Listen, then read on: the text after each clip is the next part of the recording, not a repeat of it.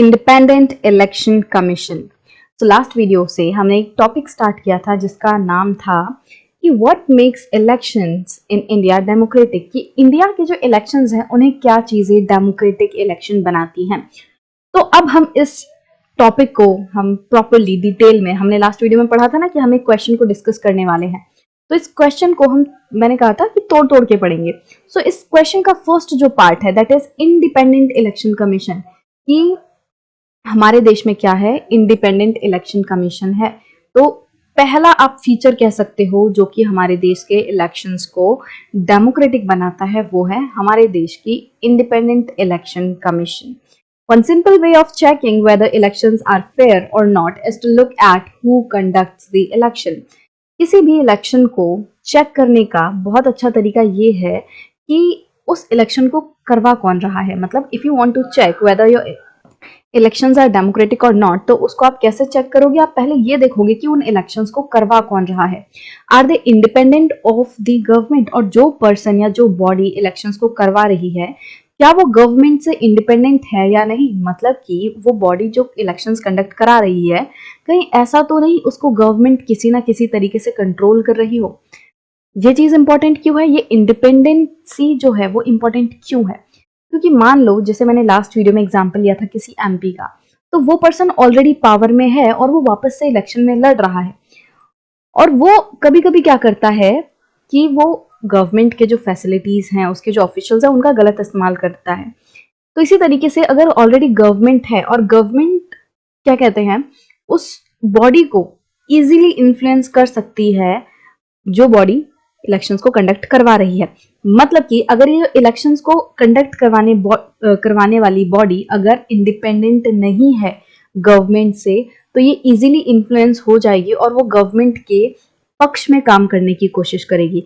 और ताकि ये पक्षपात ना हो, ताकि ये जो बायसनेस है, पार्शियलिटी है, ये ना हो, इसीलिए it is very important for the person और the body who is conducting the elections to be independent of the government.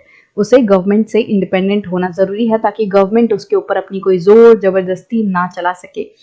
और कैन द गवर्नमेंट और द रूलिंग पार्टी इन्फ्लुएंस और प्रेशराइज देम, तो हमें ये भी चेक करना होगा कि क्या जो पॉलिटिकल पार्टी जो गवर्नमेंट में है, क्या वो इस इलेक्शन करवाने वाली बॉडी को प्रेशराइज कर सकती है, क्या उस पर अफेक्ट डाल सकती है। मतलब कि मान लो वो इंडिपेंडेंट है बट फिर भी किसी तरीके से क्या गवर्नमेंट इलेक्शन करवाने वाली बॉडी पे जोर जबरदस्ती कर सकती है या नहीं।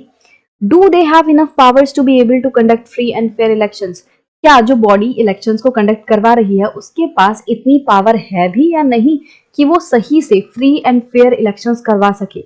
मतलब पता चले कि आप वो बॉडी इलेक्शंस तो कंडक्ट करा रही है बट उसके पास पूरे पावर ही नहीं है, उसके पास इतनी पावर ही नहीं है कि अगर कोई माल प्रैक्टिसेस कर रहा होगा तो वो उसे रोक सके। तो अगर इस तरीके की पावर नहीं होंगी तो क्या इलेक्शन करवाने वाली body freely and Fairlie elections करवा पाएगी? बिल्कुल नहीं करवा पाएगी। तो इसीलिए उसके पास प्रॉपर पावर्स होनी जरूरी है। Do they actually use these powers? फिर सवाल ये आता है कि मान लो पावर्स हैं भी उस बॉडी के पास, तो क्या वो अपने पावर्स का सही से इस्तेमाल कर भी रही है या नहीं, या बस नाम की ही पावर्स रखी हुई हैं, उनका इस्तेमाल हो ही नहीं रहा है।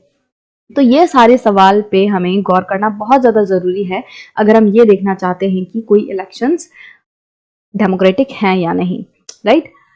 The answer to all these questions is quite positive for our country. अगर हम अपने देश के बारे में देखें तो इन सारे सवालों का जो जवाब है वो काफी पॉजिटिव है हमारे देश के लिए। मतलब कि क्या हमारे देश में कोई ऐसी बॉडी है जो इलेक्शंस को फ्रीली एंड फेयरली कंडक्ट कराती है जो कि गवर्नमेंट से इंडिपेंडेंट है? तो answer is yes, there is a body which conducts elections और वो गवर्नमेंट से इंडिपेंडेंट है, राइट। मतलब there is no influence of government on that body. In our country elections are conducted by an independent and very powerful election commission. हमारे देश में जो elections होते हैं वो एक इंडिपेंडेंट बॉडी करवाती है और वो बहुत ही पावरफुल भी है, और इस बॉडी का नाम क्या है? Election commission. तो ये जो इलेक्शन कमीशन है ये गवर्नमेंट से इंडिपेंडेंट है। मतलब कि गवर्नमेंट का इस पे कोई भी जोर जबरदस्ती या इन्फ्लुएंस नहीं है, और इसके पास काफी सारी पावर्स भी हैं जिससे कि ये इंश्योर कर सकती है कि हमारे देश में जो इलेक्शंस हो रहे हैं वो फ्री एंड फेयर है। It enjoys the same kind of independence that the judiciary enjoys। अब हमें पता है कि हमारे देश की जो जुडिशरी है वो भी इंडिपेंडेंट है गवर्नमेंट से। सो हमारे देश में गवर्नमेंट के 3 ऑर्गन हैं, जुडिशरी, लेजिस्लेचर एंड एग्जीक्यूटिव, और ये तीनों ही जो ऑर्गन्स हैं वो एक दूसरे से इंडिपेंडेंस हैं। मतलब कि ये जो तीनों ही ऑर्गन्स हैं वो एक दूसरे के काम में टांग नहीं अड़ा सकते। सबका अपना अपना काम है, कभी कभी ओवरलैप जरूर करते हैं, बट एक तरीके से ये तीनों इंडिपेंडेंट बॉडीज हैं। कोई भी किसी को कंट्रोल नहीं करता, ना ही जुडिशरी गवर्नमेंट को कंट्रोल करती, ना ही गवर्नमेंट जुडिशरी को कंट्रोल करता, ना ही जो गवर्नमेंट है वो पार्लियामेंट को कंट्रोल करती। तो इस तरीके से जो लेजिस्लेचर, एग्जीक्यूटिव एंड जुडिशरी है, ये तीनों इंडिपेंडेंट है। अब जिस तरीके से ये तीनों एक दूसरे के इंडिपेंडेंट हैं, जिस तरीके से जुडिशरी एक इंडिपेंडेंट बॉडी है, इसी तरीके से इलेक्शन कमीशन भी एक इंडिपेंडेंट बॉडी है। मतलब कि गवर्नमेंट का इसके ऊपर कोई इन्फ्लुएंस नहीं है।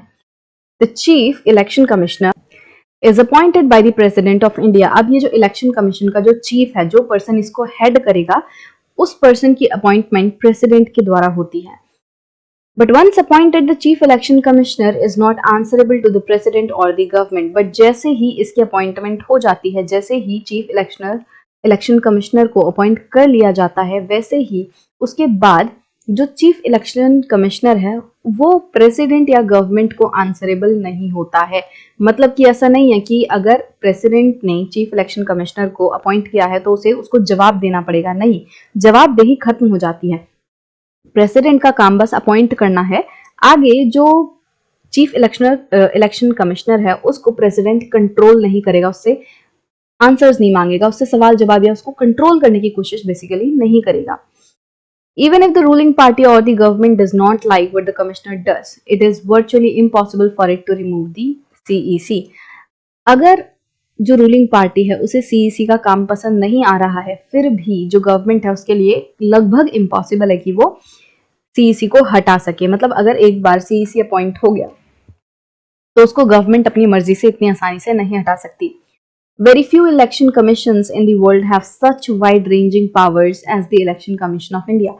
पूरे वर्ल्ड में बहुत कम ऐसे देश हैं जिनकी इलेक्शन कमिश्नर के पास बहुत ज्यादा पावर है। मतलब जितनी पावर हमारे देश के इलेक्शन कमीशन के पास है, उतनी बहुत कम देशों के इलेक्शन कमीशन के पास है। EC takes decisions on every aspect of conduct and control of elections from the announcement of elections to the declaration of result. जो EC है, इलेक्शन कमीशन है, ये जितने भी डिसीजन है इलेक्शन से रिलेटेड वो EC ही लेता है। मतलब कि कब इलेक्शंस होंगे, इलेक्शंस की अनाउंसमेंट, उससे लेकर जो डिक्लेरेशन है रिजल्ट का कि कौन जीता कौन हारा, हर चीज, मतलब इलेक्शन की शुरुआत से लेकर इलेक्शन के एंड तक के जितने भी डिसीजन है वो इलेक्शन कमीशन लेता है। It implements the code of conduct and punishes any candidate or party that violates it. Election commission क्या करता है, वो एक code of conduct, basically rules and regulations हम कह सकते हैं, जो कि बताता है कि वो फॉलो होने चाहिए इलेक्शंस के दौरान। और अगर कोई पार्टी या कैंडिडेट उन कोड ऑफ कंडक्ट को उल्लंघन करते हुए पाया जाता है उनका, तो उस पर्सन को, उस पॉलिटिकल पार्टी को पनिश भी कर सकती है election commission. During the election period, the EC can order the government to follow some guidelines. Elections के टाइम पे जो इलेक्शन कमीशन है वो गवर्नमेंट को कुछ गाइडलाइंस को फॉलो करने के लिए भी कह सकती है। मतलब इलेक्शन कमीशन के पास इतनी पावर है कि वो गवर्नमेंट को कुछ करने के लिए इंस्ट्रक्ट कर सकती है, गाइड कर सकती है। To prevent use and misuse of governmental power to enhance its chances to win the elections or to transfer some government officials. तो जो इलेक्शंस के टाइम पे ईसी है वो गवर्नमेंट को कुछ गाइडलाइंस दे सकती है ताकि जो गवर्नमेंट है वो इलेक्शंस में गलत तरीके से जीतने की कोशिश ना करे। मतलब अगेन गवर्नमेंट है, उसके पास पावर है, तो वो कोशिश कर सकती है, वो अलग कुछ तरीकों से, ऑफिशियल्स के इस्तेमाल से, गवर्नमेंट के रिसोर्सेज के इस्तेमाल से वो कोशिश कर सकती है कि वापस से इलेक्शन में वो जीते। बट इस कोशिश को रोकने के लिए इलेक्शन कमीशन जो है वो काम करती है और वो गवर्नमेंट को एक तरीके से गाइडलाइन देती है कि वो मिसयूज ना करे अपनी पावर का और वो किसी गवर्नमेंट ऑफिशियल्स को ट्रांसफर ना कर दे।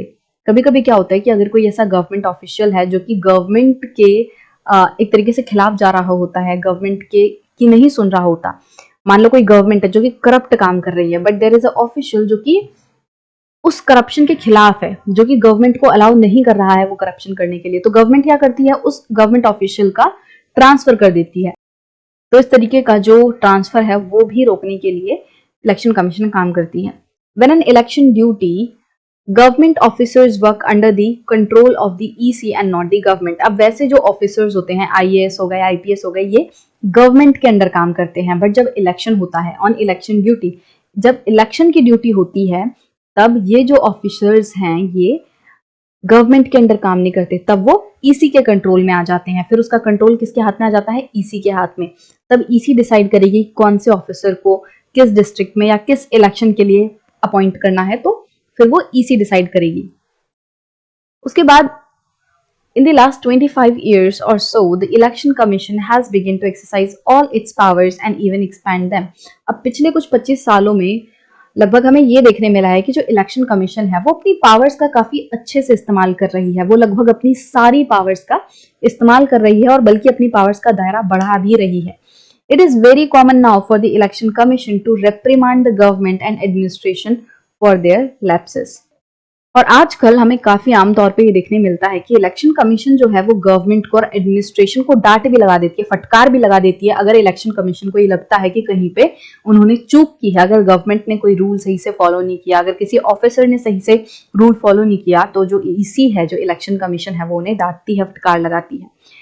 When election officials come to the opinion that polling was not fair in some booths or even an entire constituency, they order a repoll. और जब कोई इलेक्शन ऑफिशियल को ऐसा लगता है कि जो पोलिंग है, जो इलेक्शंस में वोट डले हैं, वो सही तरीके से नहीं हुए हैं, उनमें कुछ गड़बड़ घोटाला हुआ है, तो जो इलेक्शन ऑफिसर है वो ये चीज बता सकता है कि वो ईसी को, इलेक्शन कमीशन को बता सकता है कि भाई मुझे लगता है कि पर्टिकुलर बूथ में, बूथ मतलब कि जिस पर्टिकुलर जगह पे वोट दिए जा रहे हैं, हो सकता है किसी बूथ में गड़बड़ हो, या फिर पूरी कॉन्स्टिट्यूएंसी में, मतलब कि जो एरिया है, अब ये एरिया है, इसमें अलग अलग बूथ होते हैं, दिस इज वन कॉन्स्टिट्यूएंसी, और इस कॉन्स्टिट्यूएंसी में अलग अलग बूथ होंगे, क्योंकि सारे लोग एक ही जगह पे जाके तो वोट नहीं देंगे, तो कुछ अलग अलग बूथ होंगे जहां पे लोग वोट देंगे अपने अपनी सहूलियत के हिसाब से। अब हो सकता है किसी एक बूथ में गड़बड़ हो, किसी एक बूथ के लोगों ने गड़बड़ कर दी हो वोट में, और हो सकता है कि पूरी की पूरी कॉन्स्टिट्यूएंसी में, सारे बूथों में कोई ना कोई दिक्कत हो, कोई ना कोई गड़बड़ हो। तो ये बात जो है वो इलेक्शन ऑफिसर जो है इलेक्शन कमीशन को बता सकता है, और इस बेसिस पे रीपोल भी हो सकता है, मतलब कि वहां पे जो इलेक्शन हुए उनको कैंसिल करके वापस से इलेक्शन की अनाउंसमेंट हो सकती है।